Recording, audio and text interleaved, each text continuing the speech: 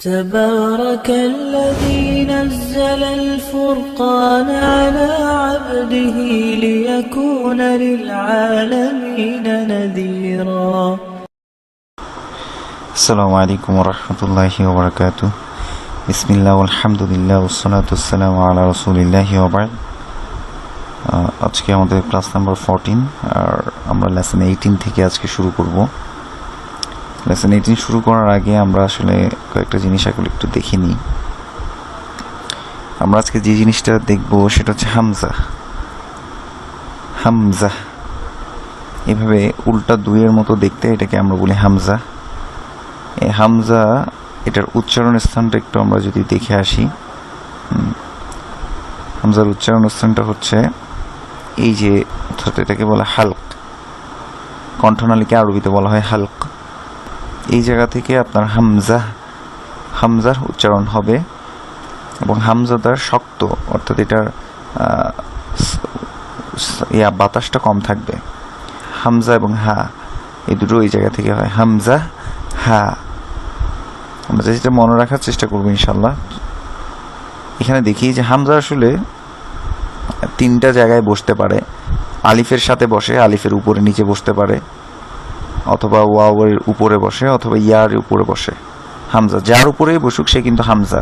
একটা ছোট উদাহরণ দিই, আমি এটা মনে রাখার স্বার্থে বলছি।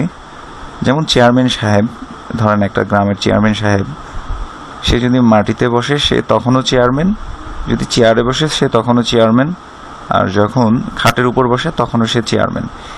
একই কেস হচ্ছে হামজার ক্ষেত্রেও।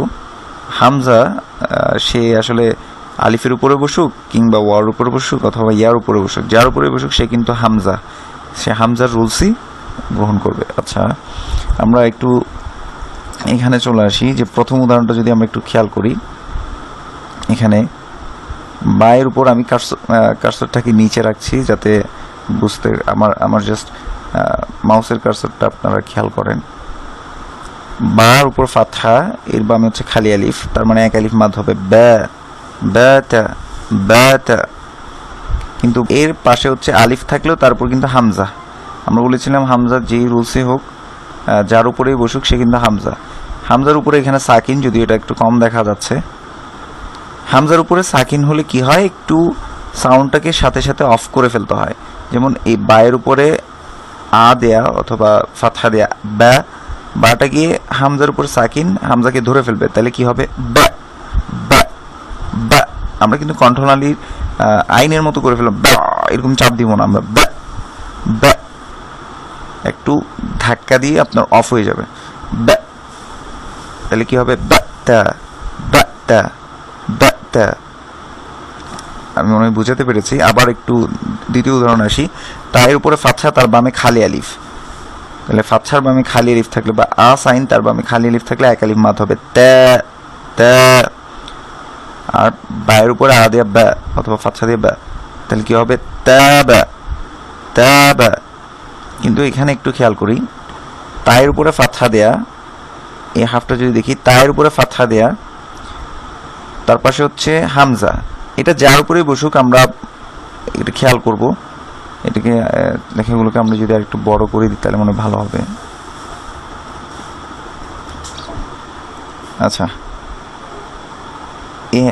হামজা যার উপরে বসুক সে কিন্তু হামজা, তাহলে তার উপরে ফাতহা, কিন্তু এর বামে হামজার উপর হচ্ছে এখানে সাকিন দেয়া, তাহলে তাটা গিয়ে, তা সাউন্ডটা গিয়ে হামজাকে ধরে ফেলবে তা।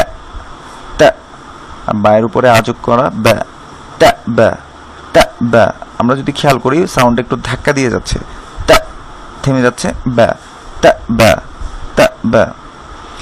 এরপর আমরা যেটা বলেছিলাম যে হামজা যার উপরে বসুক সে কিন্তু হামজা। এখানে দেখতে পাচ্ছি যে ওয়াওর উপরে হামজা বসছে, এই যে ছোট করে দুইয়ের মতো দেখা যাচ্ছে, এটা কিন্তু হামজা। তাহলে মিমের উপরে দম্মা দেয়া অথবা উ সাইন দেয়া, মুটা গিয়ে এখানে হামজার উপরে সাকিন, এই গোল চিহ্নটা মনে হচ্ছে সাকিন, তাহলে কি হবে মু,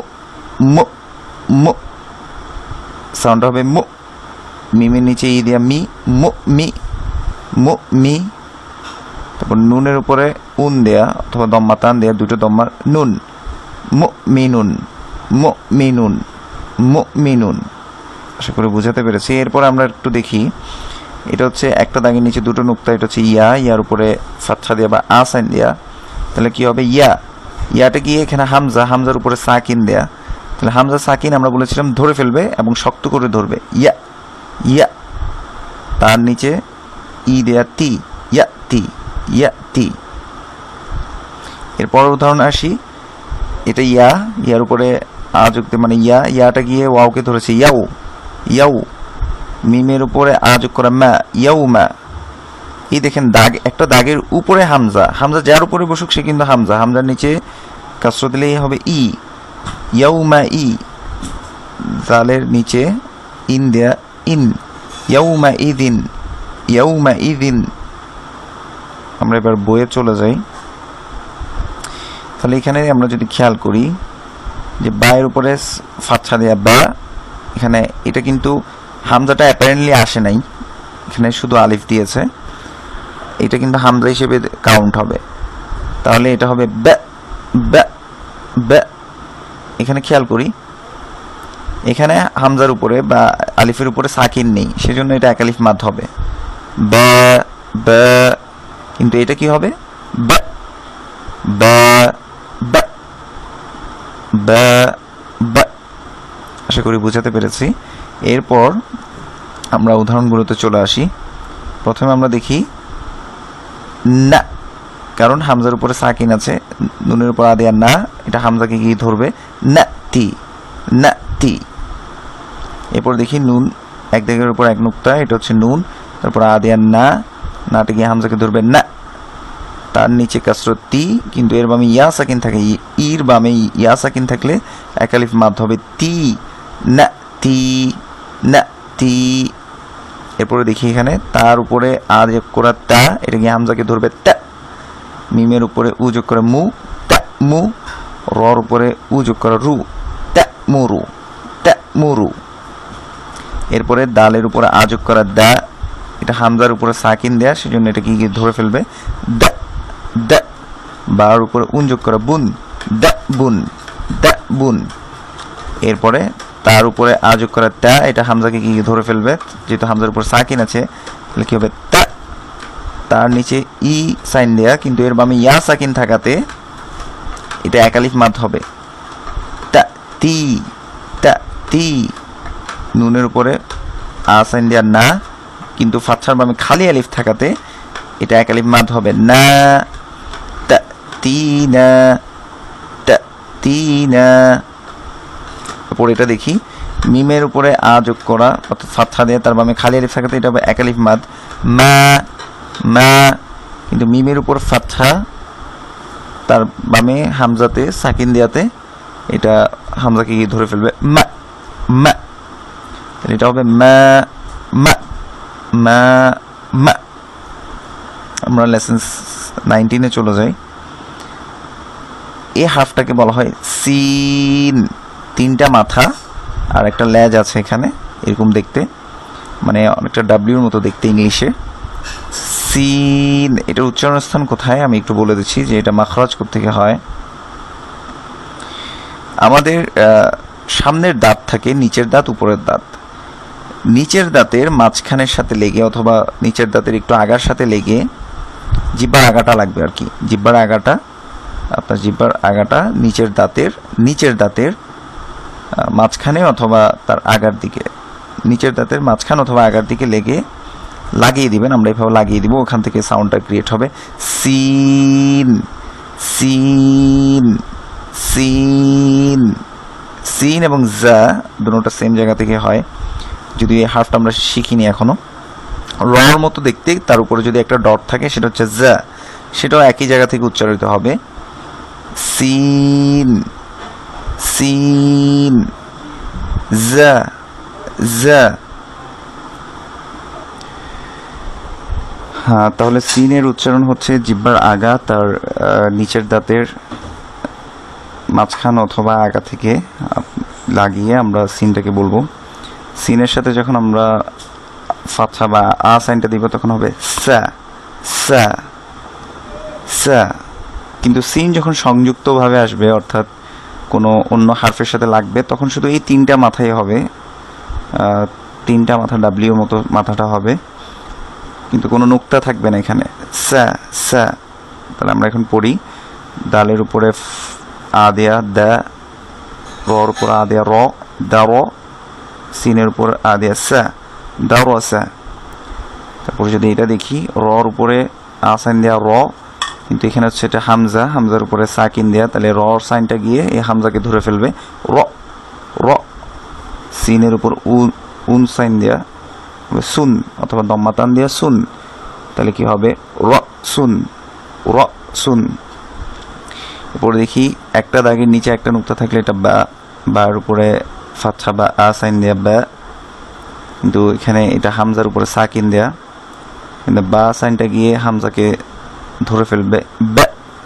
সিনের উপর দম্মাতান বা উন সাইন দেয়া সুন, বা সুন, বা সুন। মনে রাখবো সিন সাউন্ডটা করতে সময় এরকম একটা চিকন সাউন্ড যাবে, এস ইস সা সি সু, এরকম একটা চিকন সাউন্ড আর কি যাবে, তাহলে এটা হবে বা সুন। এরপরে হামজার উপরে আ সাইন দেয়া আ, এটা গিয়ে মিমের উপরে সাকিন, মিমকে গিয়ে ধরবে আম। সিনের নিচে কাসরা দেয়া বা ই সাইন দেয়া সি, আমসি, আমসি। আমরা আগে ইকফা সম্পর্কে জেনেছিলাম গত পর্বগুলোতে। আজকে আরেকটা দেখব নুন সাকিনের সাথে রিলেটেড হয় সেগুলো। নুন সাকিনের পরে এখানে যে দেখি, নুন সাকিন মানে হচ্ছে নুনের সাথে সাকিন দেওয়া, সেজন্য নুন সাকিন বলছি। নুন সাকিনের পরে যদি সিন এই হার্ফটা আসে, সিন আমরা আজকে যেটা শিখেছি, নুন সাকিনের পরে যদি সিন হার্ফটা আসে তখন নুন সাকিনটাকে গোপন করে পড়তে হয়। তাহলে এখানে আমরা একটু খেয়াল করি যে হামজার নিচে ই সাইন দেয়া, এটা হবে ই, ই গিয়ে নুনকে ধরবে ইন, ইন। কিন্তু তারপর সিনের উপরে দম্মাতান বা উন যোগ করা সুন, হওয়ার কথা ছিল ইনসুন, ইনসুন। কিন্তু নুন সাকিনের পরে যেহেতু সিন আসছে, এই নুনের সাউন্ডটাকে আমরা একটু গোপন করে নাকে অর্থাৎ নেজাল সাউন্ড করে আমরা পড়ব ইনসুন, ইনসুন, ইনসুন। এটা বেশি মনে রাখতে না পারলে আপাতত স্কিপ করে যেতে পারেন, ইনসুন। এরপর আমরা এখানে দেখি নুনের উপরে আ দেয়া না, জিম, এটা জিম, এভাবে এসে একটা নুক্তা যদি নিচে থাকে, নিচে নুক্তা হলে এটা হচ্ছে জিম। জিমের উপরে আ যোগ করা যা, নাজা। সিনের উপরে উন যোগ করা সুন, নাজাসুন, নাজাসুন। এরপরে দেখি আলিফের নিচে বা হামজার নিচে ই যোগ করা ই, এটা বা, একটা দাগের নিচে একটা নুক্তা, এটা হচ্ছে বা, বা এর সাথে সাকিন দেয়া, তাহলে ইটা কি বাকে ধরবে, বা সাকিন কলকলা হয়। আমরা বলেছিলাম বা সাকিন কলকলা হয়, ইবে, ইবে। আর এই যে মাঝখানে এসছে, আমরা বলেছিলাম আলিফ কখনো এইভাবে লেগে যায় না, এটা হচ্ছে লাম, যেটা লেগে যাবে সেটা লাম। এই যে আলিফ দেখেন এখানে লাগেনি, কিন্তু এইভাবে লেগে গেলে সেটা হচ্ছে লাম। যেমন এখানে দেখি যে আলিফ বা হামজা, এটা কিন্তু বামের যে হার্ফ থাকে তার সাথে লাগে না, কিন্তু এটা দেখি যে লেগে গেছে, লামটা, লামটা দোনো দিকে লেগে যায়, তাহলে এটা হবে ইবে, লামের নিচে ই দেয়া লি, ইবে লি। কিন্তু এই কাসরর বামে ইয়া সাকিন, এই যে একটা দাগের নিচে দুটো নুক্তা, এটা ইয়া, ইয়ার উপরে সাকিন দেয়া, ই সাইনের বামে অথবা কাসরর বামে যদি ইয়া সাকিন থাকে তখন এক আলিফ মাদ হবে ইবে লি, ইবে লি। সিনের উপরে উ যোগ করা বা দম্মা দিয়ে সু, ইবে লি সু, ইবে লি সু। তারপর এখানে দেখি ই, এটা কি দালকে ধরেছে, দাল সাকিন, এটাও কলকলা, বা যেমন ইবে হয়েছে, দালের উপরেও এটাও ইদে, ইদে। রর নিচে ই যোগ করা রি, ইদে রি, কিন্তু রর এই ই সাইনের বামে ইয়া সাকিন দেয়া অথবা কাসরর বামে ইয়া সাকিন দেয়া, এক আলিফ মাদ হবে রি, ইদে রি। সিনের উপরে উ সাইন বা দম্মা দেয়া সু, ইদে রি সু, ইদে রি সু। এরপরে দেখি রর উপরে ফাতহা দেয়া র, এটা গিয়ে সিনকে ধরেছে, তাসদীদ মানে এখানে একটা সাকিন আছে, রস। সিনের উপরে উন সাইন দেয়া সুন, রসুন, রসুন। আজকে এতটুকুই থাকুক, আমি একবার আবার সবগুলো পড়ে দিচ্ছি, আপনারা প্র্যাকটিস করতে থাকেন। দারাসা, রাসুন, বাসুন, আমসি, ইনসুন, নাজাসুন, ইবলিসু, ইদরিসু, রসুন। জাযাকুমুল্লাহু খায়রান। সুবহানাকাল্লাহুম্মা ওয়া বিহামদিক, আশহাদু আল্লা ইলাহা ইল্লা আনতা, আস্তাগফিরুকা ওয়া আতুবু ইলাইক। আসসালামু আলাইকুম ওয়া রাহমাতুল্লাহি ওয়া বারাকাতুহু।